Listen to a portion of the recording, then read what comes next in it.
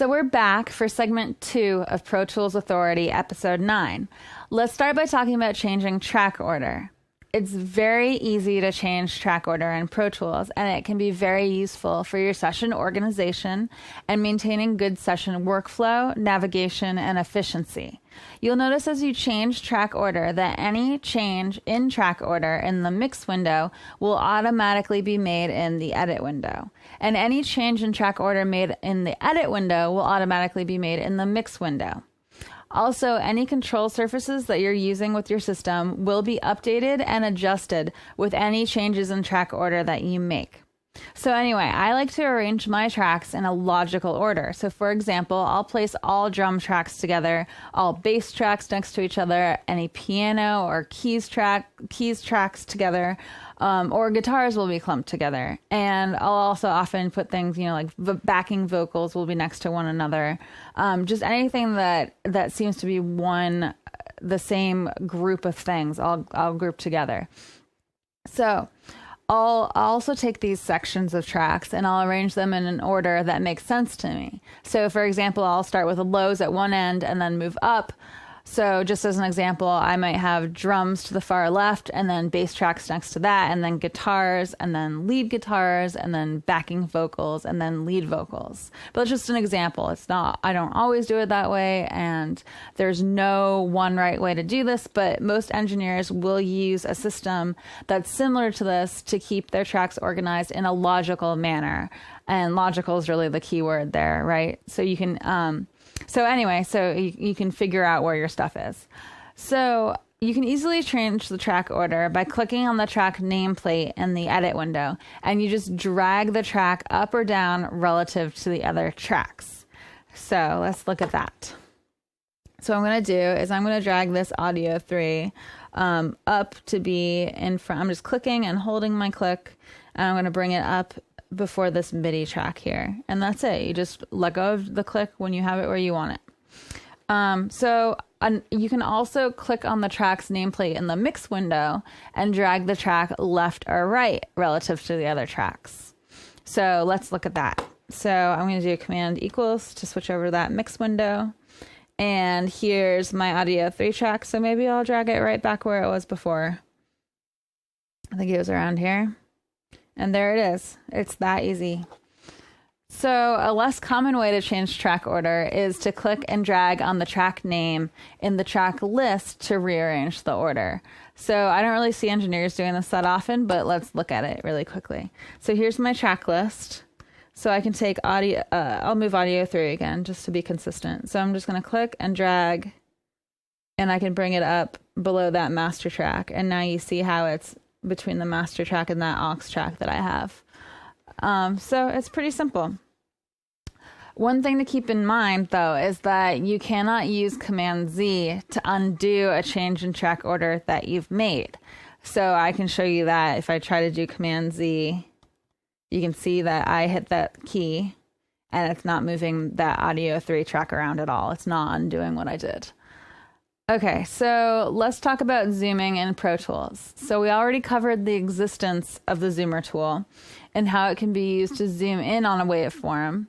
And if you remember, it's located in the toolbar of your edit window, right? So let's look at that again. So I'm just going to switch over to my edit window, and we have that zoomer tool right here.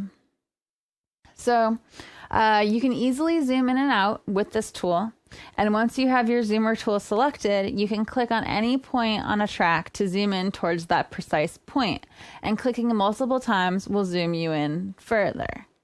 So I'm just going to highlight that tool, and I'm going to zoom in right here, and you can just see that it zooms in at that point. So you can also zoom out by holding Option on a Mac or Alt on a Windows machine, and then click with that zoomer tool. And this should, if you've seen previous episodes, it might be kind of familiar, but we'll move on to more complex stuff in a minute here. So again, Option reverses a lot of things in Pro Tools. So I'm going to hold Option, and I'm going to click, and it's going to zoom back out for me. I'm going to make this track a little taller so I can see what's going on a little bit easier too. and so you can see what's going on. So, okay. So you'll notice that as soon as you start to hold down the Option or Alt key, the zoomer will no longer display that plus sign icon, but it will rather have a minus sign on the zoomer cursor. So just like when you zoom in using the zoomer tool, when you zoom out using the Option in the zoomer tool, you'll notice that the location that you click will be the point upon which your zoom point is centered horizontally. Now, you can also zoom in on a specific range of your track, and this will bring the range into view, filling the entire distance from left to right that your track playlist area has in your screen. So to do this, you click on the zoomer tool to select it, and then you can click and drag with your zoom tool to select the horizontal section of your track that you want to be your zoom range. So that might sound a little confusing, the way I worded it, but basically what it is I'm in the zoom tool, right? I'm just clicking and dragging, and now this rectangle that I've created will become our view when I release. So I just released, and now that's what we're looking at. So when you release the mouse, you'll notice that this new selection that you made will fill the screen from left to right. And you can also zoom horizontally and vertically by pressing Command or Control on Windows and then clicking and dragging. So this is a less commonly used trick. I'm going to hit Command. I'm holding Command. I'm not really hitting it. And now you can notice that this zoom box isn't stuck from the top to the bottom of the track. I can make it taller or shorter. So that's how you do that. So another handy trick is to double click on your zoomer tool button in your edit window toolbar, and your screen will adjust to display the exact length of the longest track in your session. So let's look at that. So what I'm going to do, I'm going to find this tool, right? The zoomer tool in that toolbar of the edit window. I'm going to double click. And now what it's done is it's brought it out. So I believe this would be the longest track is this group of tracks. So it's brought it out so that our entire view is the entire length of that track. Okay. So there's also this thing called your zoom toggle option. And the button for this option is right below your zoomer tool in the toolbar of your edit window. And it looks like 4 arrows pointing outwards in the cardinal directions. So this button is right here. It's these 4 arrows, the button with these 4 arrows right here. So we briefly mentioned this button in our last episode, but you can click the zoom toggle button to toggle between whatever your current zoom is and a predefined or preset zoom state. So I'm not sure exactly what my zoom state is, the predefined one right now, but I'll click on it. You can see it shift. So that's my zoom state right now. Oops, I clicked and held too long. And you click it back, it brings you back to where you were before. So whatever your stored zoom state looks like, that's what will be displayed when you click on the zoom toggle button to highlight it in blue. And if you click the zoom toggle button again so that it's no longer highlighted in blue, then your zoom state will return to whatever it was before you press the zoom toggle button. And you can set the predefined or preset zoom state using the zoom toggle preferences. And to find these, you just go to the setup menu and then you select preferences. So I'm going to go to setup menu and then preferences here at the bottom. And then what you're going to do is you're going to go to your editing page to find your zoom toggle settings. So I am on the editing page already. And so here are your zoom toggle settings right over here. This box. So here you can change these settings to alter the way zoom toggle behaves. And we can go into these in more detail later, but I wanted to tell you where to find these settings in case you wanted to experiment with them in the meantime. But for now, let's move on to discussing the horizontal and vertical zoom settings. So in your edit window toolbar, you have a section for your zoom buttons. I have it to the right of my edit mode selector buttons. So let's just close out of this. And so here are your these buttons that I'm talking about right here. So with these buttons, you can alter the track waveform or MIDI view settings without actually using your zoomer tool. So they'll help you adjust your zoom display levels, and they function similar to how your zoom tool works because they keep your edit cursor or selection start point as the center of the zoom. And so these buttons also will only alter the way your data is displayed. And like the zoomer tool, they don't actually change your data. So in this section of zoom buttons, you have your horizontal zoom out button, which is that arrow button to the far left of your zoom tools section. So let's just make sure you guys see that. It's this button right here, this little tiny, it's a very thin button. It's just the button with the arrow and nothing else. So if you press this button, the amount of time displayed by all the tracks in your session will change so that your timeline for your tracks shrinks along with the waveforms and MIDI data displays, and you will see more time on your screen. So you'll be able to see a longer amount of time on the screen in the tracks playlist area. You'll see less detail this way, but it can be helpful if you're trying to get a better idea of your session overall. So this button is also the same as hitting the R key on your keyboard if you have the keyboard commands focus mode active. So let's look at these two things really quickly. So I'm going to hit this button and you can see it zooms us out, right? So I'm just going to really quickly zoom us back in. And so it's the same as hitting the R button on your keyboard. So this R button that I'm using right now and this button, it's the same thing. I'm just going to really quickly zoom back in. So it's also the same as holding command and hitting the open bracket key on your keyboard. So R or doing command and the open bracket key is another way to do this. So I'm just going to show you that really quickly. So command open bracket. So you can see on my Keycaster here, you can see what the open bracket looks like in case you're not sure exactly which key I'm talking about. But it's the same deal as hitting the R key or hitting that button. So to the right of the horizontal zoom out button, we have the audio zoom in and out button. So this button helps you change the way the waveform is displayed vertically. So it will change how the waveform amplitudes for all of your tracks in your session are displayed, making the waveforms look visually taller or shorter, but it won't actually change the amplitude values for your audio data in your session. So you just click on the top part of the button to zoom in and click on the bottom part of the button to zoom out. And again, this is all just visual. So here's that button. So if I click the top part here, you can see that the waveforms are displayed. The amplitude is displayed as being higher or more extreme. And then if I hit the bottom half here, it shrinks those amplitudes, but it's not changing the actual data values, just the way that we're viewing it. So zooming in can be useful if you're trying to see and edit a section of audio that's low amplitude enough that you have trouble viewing it for editing in the current zoom setting. And zooming out can be really useful if there's a very high amplitude section that's tough to view and edit in the current zoom setting. So to the right of the audio zoom in and out button is the MIDI zoom in and out button. So that button is right here. It looks like the MIDI note blocks instead of the audio waveform in the middle. So with this button, you can alter the way MIDI data is displayed by changing the note range that's displayed on the track playlist. So you can see this range in the MIDI keyboard to the left of your track playlist. So let's make my instrument track here bigger. So it's this part. You can see the range here of notes.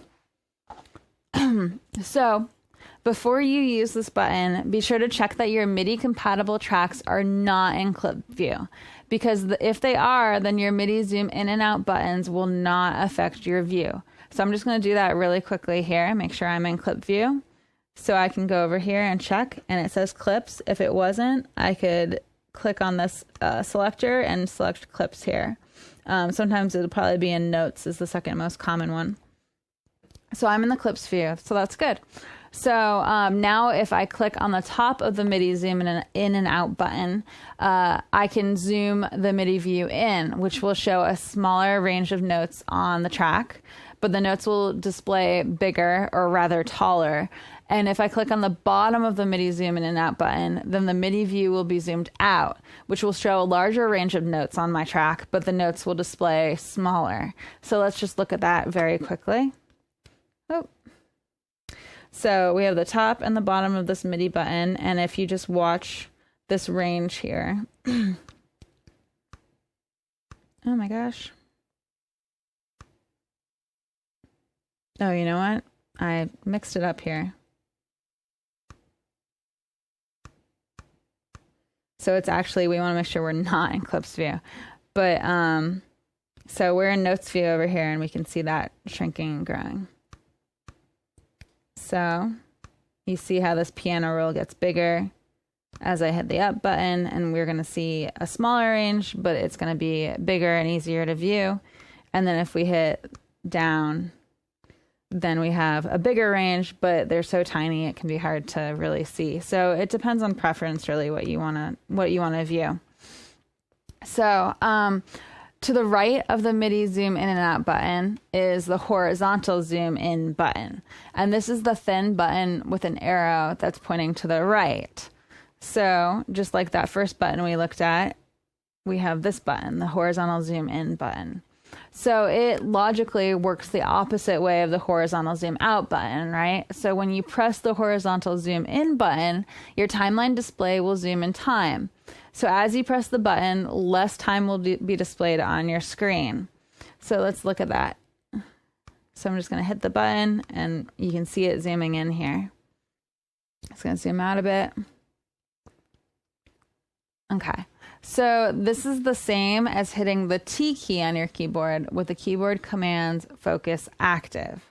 So again, I have keyboard command focus is active. You can see because it's orange over here, or yellow. So what I can do is I can hit the T button and it will zoom in just like when I hit this horizontal zoom in button. Just another way to do the same thing. And it's also the same as holding the command button and hitting the close bracket key on your keyboard.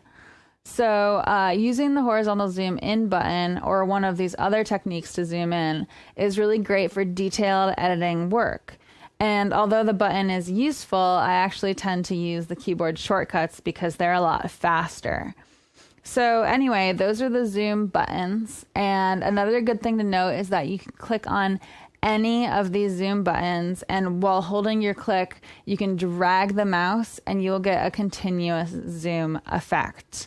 Okay, so you can also hold Option and click, or hold Alt and click if you're on a Windows machine, on any of the zoom buttons, and the Option key will reverse the action and return your zoom settings to a previous zoom magnification. So again, that's like what we've been talking about with option reversing an action. Okay, so now let's talk about your zoom presets. So you might have already noticed the zoom presets buttons, and they're below your zoom buttons. So that's these buttons down here, right here. And they're numbered 1 through 5 because you can make 5 zoom presets in Pro Tools using these buttons. You can assign 1 zoom setting to each preset button, and you can later recall that zoom preset using the button to which it was attached. So these details of your presets are saved within your session file, and zoom presets are great for quickly zooming to a specific view. So let's talk about creating or storing a zoom preset. So first you'll want to find the specific zoom setting you want to save using the zoom tool or any of the buttons or methods we discussed for zooming in and out in Pro Tools. So I'm just going to get into a really extreme one so you guys can really see what we're doing here. So I'm going to go into this zoom setting. So then all you have to do is hold the Command key on a Mac or the Control key if you're in Windows, and you click on one of those 5 zoom preset buttons. So the buttons that say 1 through 5 on them, right? So I'm just going to hold that key, the Command key. I'm going to click on 1 and see how it flashed just there. So this will save your preset settings to the zoom preset button that you choose.